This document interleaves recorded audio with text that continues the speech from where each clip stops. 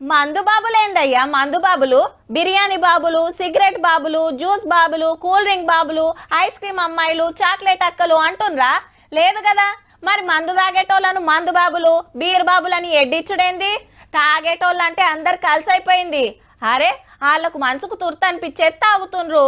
Hello, ఇవాళ ఏ సర్కారైనా ఇనిగానం పథకాలు పెడుతుందంటే అందులో ఎక్కువ పైకం ఇచ్చేది గాల్లే. మళ్ళా వాళ్ళ మంచి చెడ్డలు మాట్లాడేటోళ్ళు లేరని కొట్లాడే సంఘాలు లేవనే కదా గంత తక్కువ చేసి మాట్లాడుతుర్రు. గసొంటి ఇక బంద్ చేస్తే మంచిది. ఫీల్డర్ రేట్లు పెంచినందుకు బాలర కూకొని బాధపడేటోళ్ళ తరపున కొట్లాడటానికి ఈ అన్న ముంగట్టుకొచ్చిండు. పేరు రామచంద్రారెడ్డి, ఊరు యాదగిరిగుట్ట దగ్గర గౌరాయిపల్లి. ఆడిడ కాదు, సీదా హైదరాబాద్ ప్రజాభవన్ కు వచ్చి ప్రజావాణిలో కంప్లైంట్ ఇచ్చిండు. బీలర్ రేట్లు దించకుంటే తాగేటోళ్ళ తడాక ఏందో చూపిస్తామని. అన్న ఉత్తగేమిడికి రాలేదు, శాన్యం వరకు చేసిండు.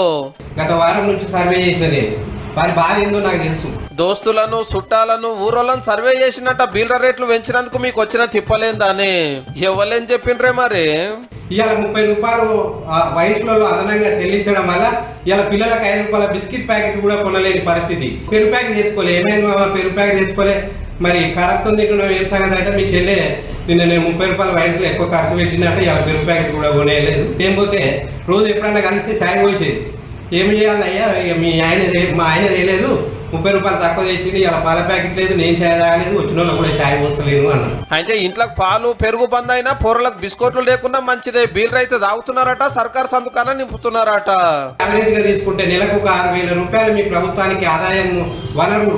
ప్రతి పౌరుడు మద్యము తాగే పౌరుడు నెలకు 6,000 చదివిస్తురట వైన్సులల్లా. మరి గిన్ని బాధలు కడుపులో తీసుకొని ఎవరెందుకు బయటకు వస్తలేరే? నువ్వు ఒక్కనివే ధైర్యం చేసినావు. లేకుంటే ఆ ధర్నా చౌక్ రమ్మన్నా వస్తారు. కాకపోతే ఇక ఇంట్లో వాళ్ళ ఆడోళ్ళకి మళ్ళీ ఇక నువ్వు చేస్తుండే సొక్కటి పని అని చెప్పి ఇంకా సిగ్గు లేకుండా మళ్ళీ ఆడిపోయి ఆడ దరఖాస్తు ఇచ్చి ఇంకా చెప్పుకుంటున్నావయ్యా అని చెప్పేసి, ఎడదిగుతారు అని చెప్పేసి, ఏడ సిగ్గుపోతుందో అని చెప్పేసి మొహమాటానికి వాళ్ళు బయటకు రాలేకపోతున్నారు.